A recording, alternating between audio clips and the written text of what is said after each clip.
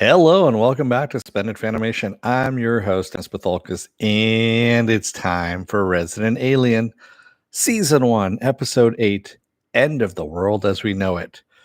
Yeah, you just kind of want to sing the whole song, I know, but let me take care of some business first and then we'll get down to it. If you like what you see here, like, share, and subscribe. If you're still on the fence about subscribing, take a look at the video that pops up at the very end here. Basically, what YouTube does, takes the algorithms of all the stuff you've been watching and tries to match it as best as possible to one of the videos in my vast video library, pops it up there just for you. And if you like what you see there, hit that subscribe button down below.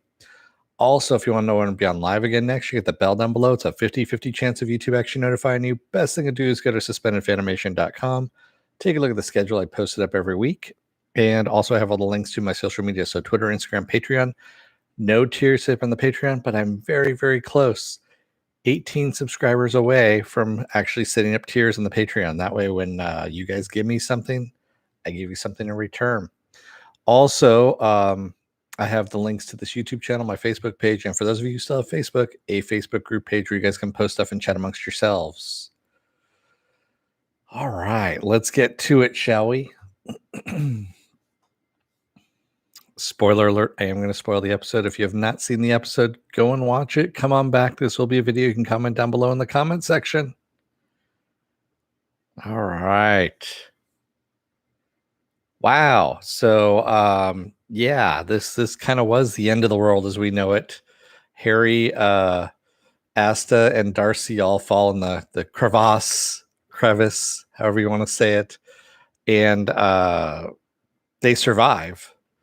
But Harry's pretty bad off. He's got his leg trapped underneath the boulder, and then of course him and Asta fall down even further down the crevasse, and he's bleeding pretty bad. And as he's getting weaker, he's losing control over his body. So he's turning alien, I guess you could say. So Asta finally finds out what's going on there, that he's really an alien, and we find out a lot about Harry and actually kind of the universe around him as he's talking to Asta. I mean, the whole thing with the reptilians trying to take over the earth, I thought was kind of funny. And basically he had 300 and some odd kids, but number 62 he really liked because it had his eyes, things like that. So it's a good episode. We get a little bit more.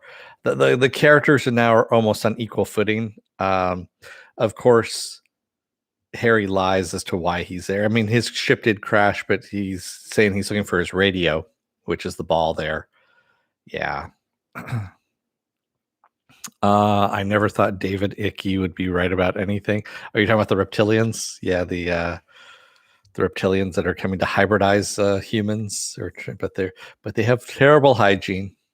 And I don't know if you caught the I missed it too, the Slither reference in the very beginning where Harry talks about bees.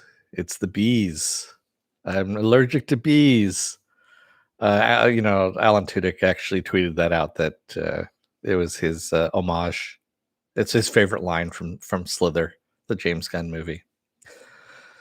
So yeah, it was kind of funny. So in all of this too, I mean, yeah, we have some minor stuff going on with the mayor and his wife and all that stuff, which honestly I just don't care about. But the best thing I did care about was Deputy Liv, with the whole she was just throwing shade at at the sheriff there, Sheriff Thompson. And yeah, man, I mean, it was pretty fucking funny, the stuff that was going on where she's getting her belongings back and having the mayor do it, and then just kind of making fun of the sheriff. So yeah, the main thing about this whole episode was that we finally have the cat's out of the bag, that he's an alien, but he only comes out to Asta, not to Darcy. And Darcy, man, I mean, she's pretty fucked up. Her right arm is pretty much toast, and she hauls Harry up that crevice using just her left hand, and some pulleys and leverage, but still, that ain't easy to do, especially when a storm coming in and everything else like that. And yeah, so maybe this is a turnaround for Darcy at this point, which I'm hoping so, because I like the character. and also watching her saying her goodbyes into the camera to, in case someone finds their bodies and all that stuff. Or as she says, maybe we're gonna have a good laugh about how stupid it was that I did this. So yeah, some good stuff. Good episode. And oh, and also we have the government agents are in town now, and they're looking for the ball of light, or they're looking for what's powering the ship, is what they're looking for. And yeah, and oh, also Dan, her dad, Asta's dad, knows about this as well. And he knows that Harry is now an alien as well. So yeah, that's a big secret to keep at this point.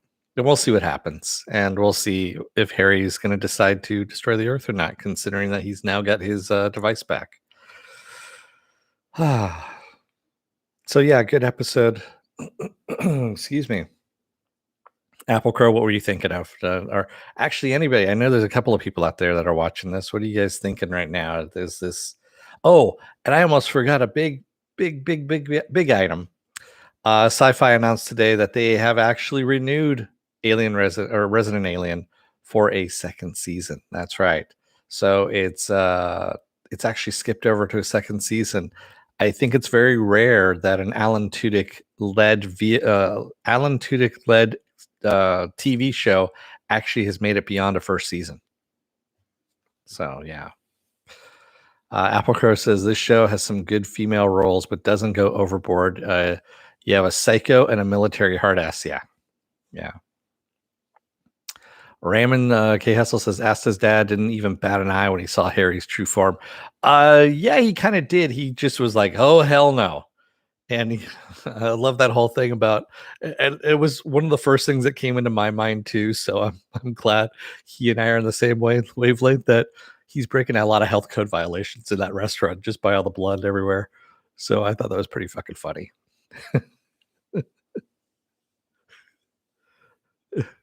Is it the mayor? Yeah. No, I love that whole thing too. Yeah. There's an alien in the kitchen. Is it the mayor?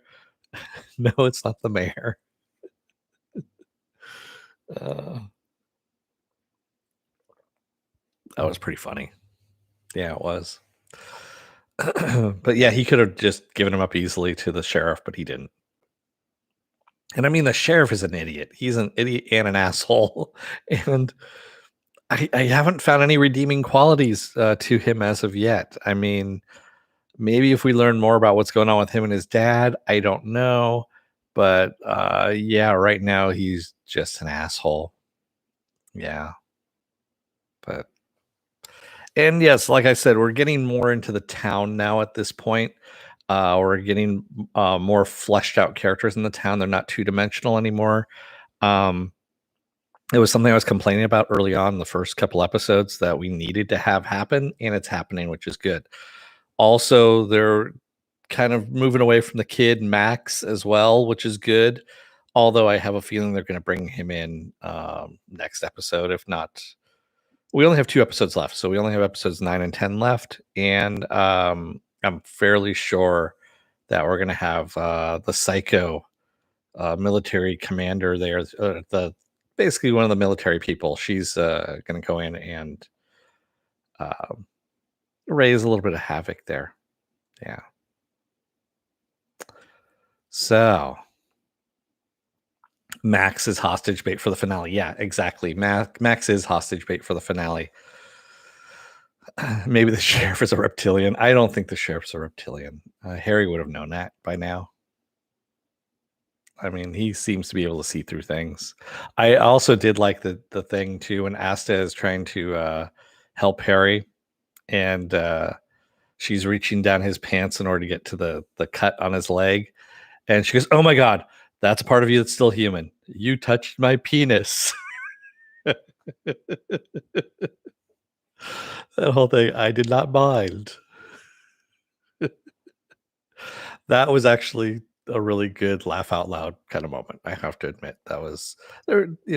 Not as many good lines as there have been in previous episodes, but this one, that was a good line right there about touching his penis. Yes, yes, it is childish. It is, but the way it was delivered was pretty fucking funny. So yeah, and then having to clear out his breathing duct, so it was filling with blood, and she had to get past the teeth. Yeah, yeah, some good stuff. Oh, I wish there was more I could talk about on this, but I mean, we really just stuck in the you know, in the crevice. We really were just kind of stuck in the crevice. We weren't on the farm, at least. We're in the crevice is where we were, and we were getting some more information about him. But yeah, not much more than that. Raymond says we know the sheriff's from DC, and he was either assigned or was demoted to the town law enforcement. No, he moved to Colorado. We know because of his dad. We know that because his dad even says at one point, it was one of the episodes. I want to say those 2 episodes ago, where he said, you're blaming me for coming out here and all that stuff. He goes, you can leave anytime, essentially.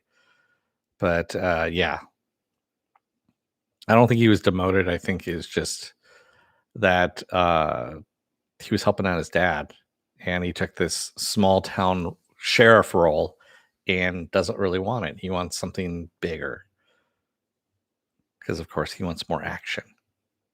Applecrow says, I hope a lot of the world building will be called back. They throw so much around. I'm worried it's just made up on the spot. Yeah,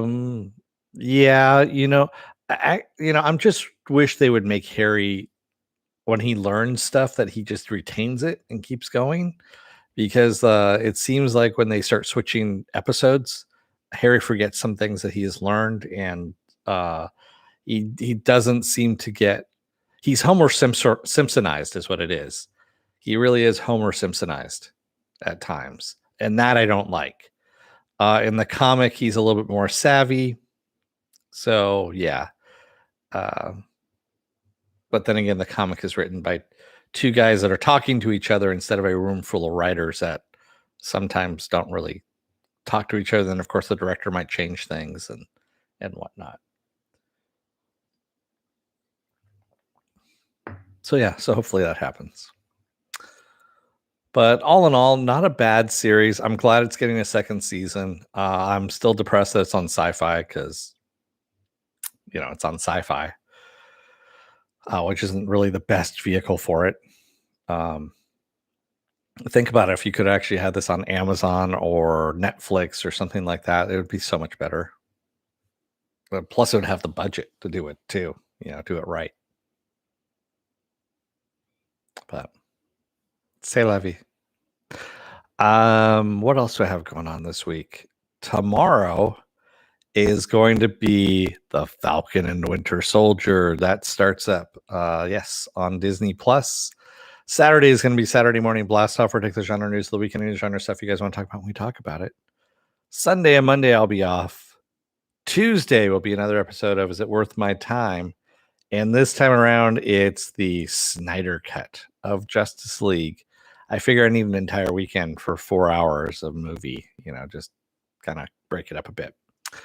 Wednesday, I'll be off, and then we roll back around again to Thursday for the penultimate episode of Resident Alien. Yeah. I don't know about you guys. I'm looking forward to Falcon and Winter Soldier. I really am.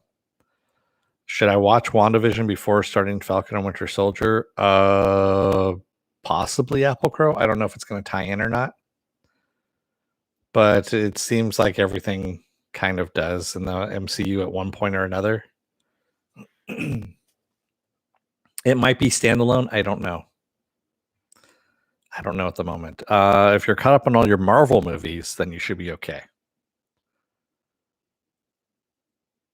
Yeah, but I don't think you need WandaVision for Falcon and Winter Soldier. I'll find out tonight, well, I should say at midnight, 12:01, if servers don't crash from everyone trying to watch it. I guess there wasn't that big of a rush for the HBO Max one, so I don't think they had any problems last night when that dropped. Yeah. But then again, HBO Max isn't receiving the biggest influx of viewers that Disney Plus did, with both The Mandalorian and WandaVision. So yeah, I think they said there were 80 million subscribers now, somewhere around there, which is a lot. I think Netflix is at 230 million, or maybe Disney Plus is over 100 million now. I can't remember which one it is, but it's been a while since I've looked at their stats or read about them, I should say. Raymond says I had some trouble streaming the Snyder Cut last night. Oh, okay. There you go. You sure it wasn't just HBO Max being HBO Max? Because I've had problems streaming some stuff from them, just normal stuff. And it wasn't my connection either. It was just the HBO Max. I mean, let's face it, they didn't get 4K until Wonder Woman 1984 came out. Yeah, they weren't broadcasting anything in 4K. They were only doing 1080p. Are you still keeping up with Superman and Lois? Yes, I am. Actually, Raymond, I watched the new episode last night, as a matter of fact. I'm liking it. I really do like it. I need to do an Is It Worth My Time on that. And I have to say, I dig Superman and Lois. It's not bad. But then again, I've already I liked this version of Superman to begin with when I saw him on Supergirl. And I'm okay with it. I know there's a lot of haters out there about it and that are saying, oh, it's not my Superman, whatever. There's all kinds of different versions of Superman out there. Pick one. You can stick with it. But yeah, I liked it. Flash, on the other hand, that needs to go away. And I haven't bothered watching the last season of Black Lightning. I just can't. Yeah, the previous season, I was just like, meh. That's where I came up on that. I'm kind of waiting for Legends of Tomorrow, though, to come back. That one should be fun. Especially now they're involving aliens and alien abductions. That should be fun.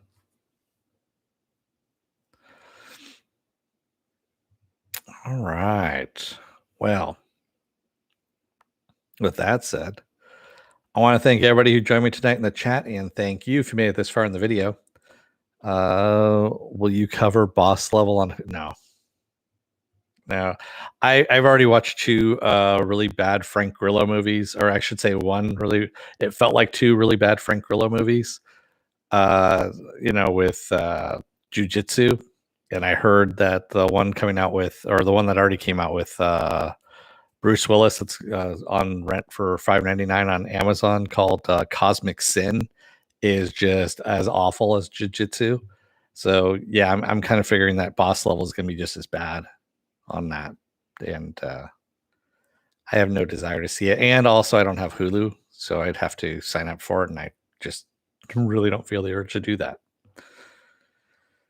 Hulu doesn't really have anything on there for me that I want to watch. I mean, yes, they are going to have the MODOK series, but it looks really bad. And I think that's why Kevin Feige kind of left it on Hulu, was so that it kind of dies there. Everything else they moved over to Disney Plus. So all the Hulu projects that were supposed to be on Hulu, they moved over to Disney Plus. All the Marvel, like What If. There's like two other ones. There's a Howard the Duck one, and then there's the Dazzler and Tiger one got canceled. That's right. So it's just two, really.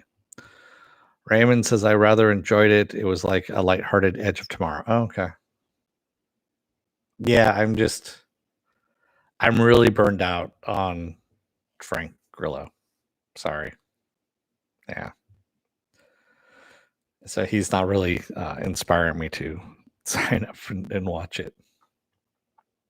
But there are going to be plenty of stuff out there that I'm going to be covering and watching. And some of it you may like, some of it you might not. Some of it I might like, some of it I might not. We'll see. But that's the name of the game. All right. I'm going to let you guys go. Thank you again, everybody. I will see you again on tomorrow for Falcon and Winter Soldier.